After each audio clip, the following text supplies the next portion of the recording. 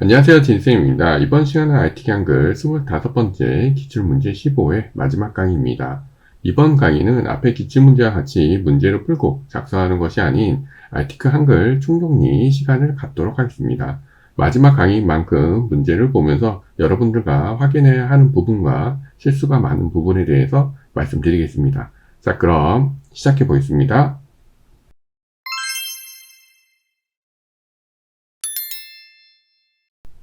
강의에 앞서 기출문제를 풀고 연습하신 분들은 정리하는 데 많은 도움이 되실 겁니다. 기출문제 풀이가 처음이신 분들은 앞으로 공부하시는 데 많은 도움이 되실 겁니다.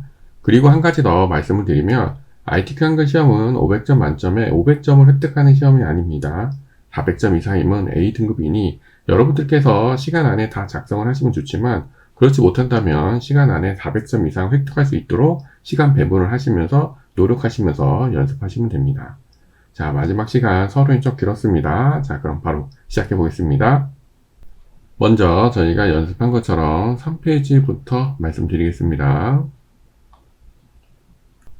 먼저 여러분들의 1번 영역에서 주의하실 점은 이 제목이에요. 제목은 이렇게 블록을 선택하셨을 때는 덧말 넣기를 하셔야 되고요. 책갈피는 블록을 하시면 안 됩니다. 여기 채자 앞에만 커서 놓고 하시면 되고요.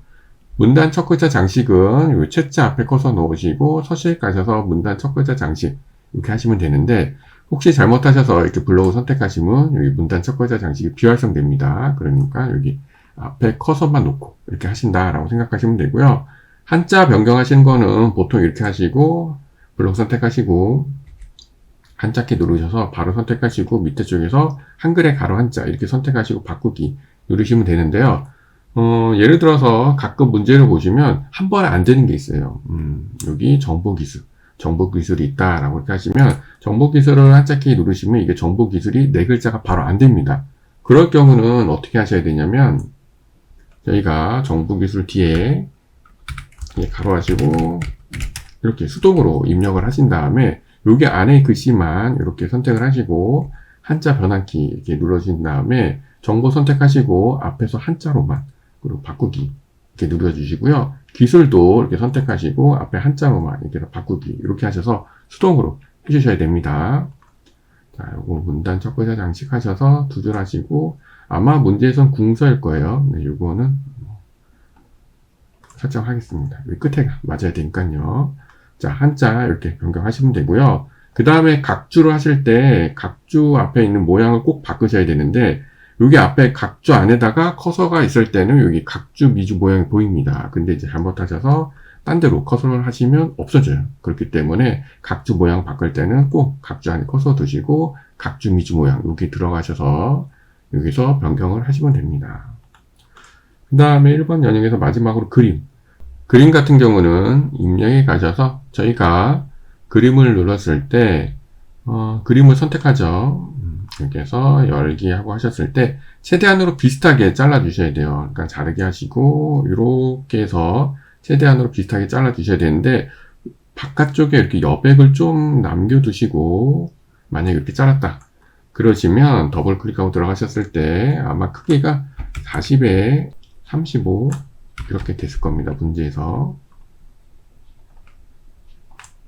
자, 그래서 이렇게 해서 얹혀 놓으시면 크기가 똑같은데 이 여백이 좀 많아 보이죠? 크기는 같습니다. 크기는 같은데요. 이렇게 가로 세로 크기는 같은데 이게 자른 것 때문에 봤을 때 이렇게 여백이 너무 좀 많아 보이는 그런 현상이 있어요. 그래서 웬만하면 자르실 때 여기 딱 네모에 맞춰서 잘라주시는 거를 추천해 드립니다. 물론 이렇게 했다고 감점이 되거나 뭐 그런 건 아니지만 그래도 보기 안 좋을 수 있으니까 그런 거 주의하시면 되겠습니다.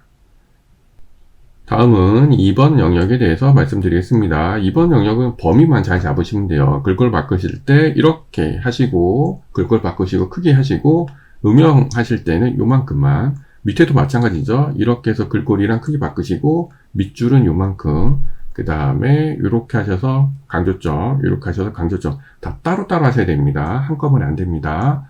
그리고 문단 번호 기능은 이렇게 선택하시고 우클릭하셔서 문단 번호 가셨을 때 이 모양이랑 처음에 같은 거를 찾으셔야겠죠. 여기 있습니다. 이렇게 찾으셔서 사용자 정의 가셔서 하시면 되는데 만약에 없다라고 하시면 들어가셔서 제가 앞에서 말씀드린 것처럼 여기에서 모양을 선택하셔서 변경을 하시면 돼요. 이렇게 해서 변경을 하시면 됩니다. 그 대신 주의하실 점은 여기 뒤에 점이 있는지 없는지 문제에서 잘 보시고, 없으면 이렇게 지우셔서 점을 없애 주셔야지 됩니다. 네, 그런 것만 잘 주의하시면 되고요. 꼭 잊지 마시고 여기서 줄간격 180 꼭 해주시면 됩니다.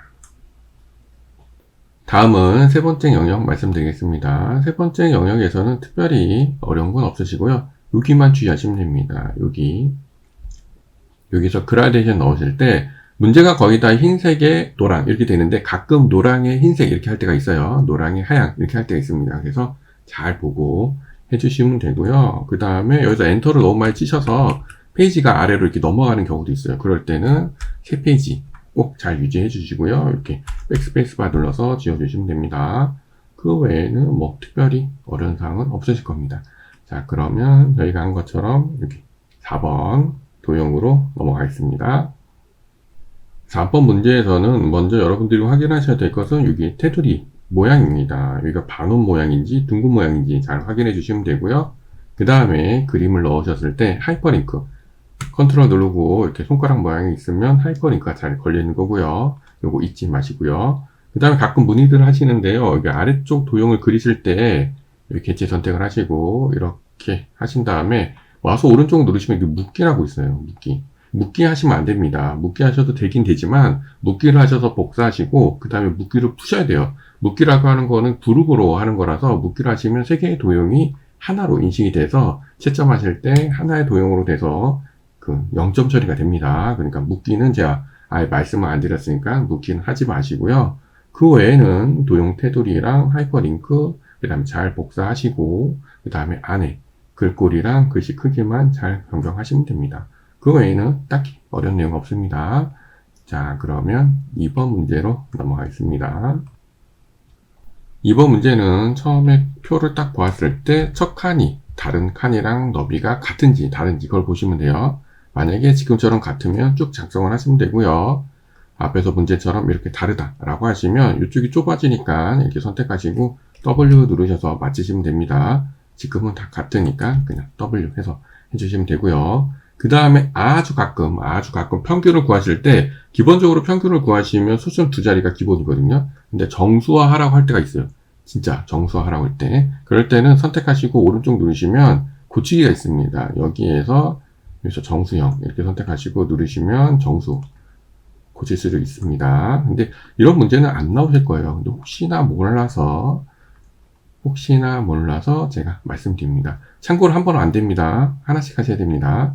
자, 이렇게 해주시면 되고요. 그 다음에 표에서 주의하실 점은 요거 캡션의 글꼴도 잘 변경하셔야 된다. 그것만 잊지 않으시면 될 것 같습니다.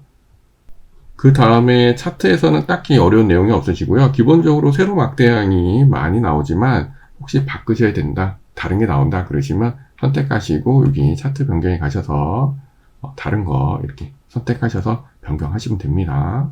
너무 어렵게 생각하지 않으셔도 되고요. 그 다음에 가끔 문제로 보시면 여기 눈금선이 없을 경우가 있어요. 그럴 경우는 선택하시고 더블 클릭하셔서 여기 주 눈금선 요거를 없음 이렇게 하시면 됩니다. 그럼 없어지고요. 바깥쪽 하시면 이렇게 생기고 혹시나 몰라서 말씀을 드리는 겁니다. 그 외에는 연습하시던 방법으로 하시면 됩니다. 자, 여기까지 하시면 410점입니다. 400점이 넘으면 A등급입니다. 그 대신 작성하신 것에 대해서 실수가 없어야겠죠. 실수 없이 하시는 것이 제일 중요합니다. 만약에 시간이 얼마 남지 않았다면 남은 시간에 따라서 1번이나 3번 문제를 선택해서 하셔야 됩니다. 영문타자가 느리면 굳이 스타일을 하시지 마시고요. 3번으로 내려가셔서 수식을 하시면 됩니다. 그것은 여러분들 판단에 따라서 하시면 되고요. 60분 안에 400점 이상을 목표로 작전을 짜시면 됩니다. 자, 열심히 연습을 하시고요. 저는 1번 문제 그럼 말씀드리겠습니다. 1번 문제 스타일은 매번 말씀드리지만 스타일 자체가 그렇게 어려운 건 아닙니다. 영문하고 한글 작성하시는 시간이 많이 소요가 되는 거고요. 스타일에서 주의하실 점은 범위를 잡는 거예요. 이렇게 범위를 잡을 때 이렇게 네 줄만 잡으셔야 되는데 잘못해서 위에 이렇게 번호까지 잡으시면 제가 보여드리면 스타일을 이렇게 적용하면 번호도 이렇게 스타일이 적용이 됩니다. 그러면 틀린 거예요. 감점이 되는 겁니다. 그래서 이럴 경우는 어떻게 하시냐면 여기 번호 여기에다가 커서를 두시고요. 여기에서 스타일에서 바탕글 이렇게 하셔서 원상태로 만들어 주시면 됩니다. 이런 것만 잘 주의하시면 됩니다. 그래서 이렇게 선택하시고 정확하게 스타일 적용하시고요. 항상 말씀드리지만 여기 끝에 단어가 잘 맞는지 확인해 주시면 되겠습니다. 스타일은 그 정도 하시면 되고요. 자, 마지막으로 3번 수식에 대해서 말씀드리겠습니다. 마지막 문제 3번 수식 문제는 한 문제당 20점입니다. 그래서 두 문제 20점, 20점에서 40점이 되시는 거예요. 그런데 여기서 중요하신 점은 부분 점수가 없습니다. 그래서 수식에 들어가셔서 내가 만약에 여기서 하나라도 이렇게 틀리시면 그냥 20점이 다 감점이 되시는 거예요. 그러니까 저희가 시간을 들여서 하신 만큼 정확하게 감점 없이 하셔야 되는 겁니다. 그리고 수식을 하셨을 때 여기 글씨가 밀리니까요. 이런 것들을 잘 이렇게 맞춰주셔서 조절해 주시면 되겠습니다. 그리고 저장 잘 하시고요. 전송 잘 하시면 되겠습니다. 여기까지 누구나 쉽게 A등급 받는 진쌤의 ITQ 자격증 ITQ 한글 25강을 마치겠습니다. 공부하시느라 수고 많으셨고요. 교재에 대한 강의는 끝났지만 기출문제 풀이는 계속 이어지니 교재 위에 기출문제 풀이도 많이 참고해 주시기를 바랍니다. 그럼 다시 한번 고생 많으셨고요. 저는 다음 시간에 뵙겠습니다. 여러분 모두 A등급 받으시고요. 수고 많으셨습니다.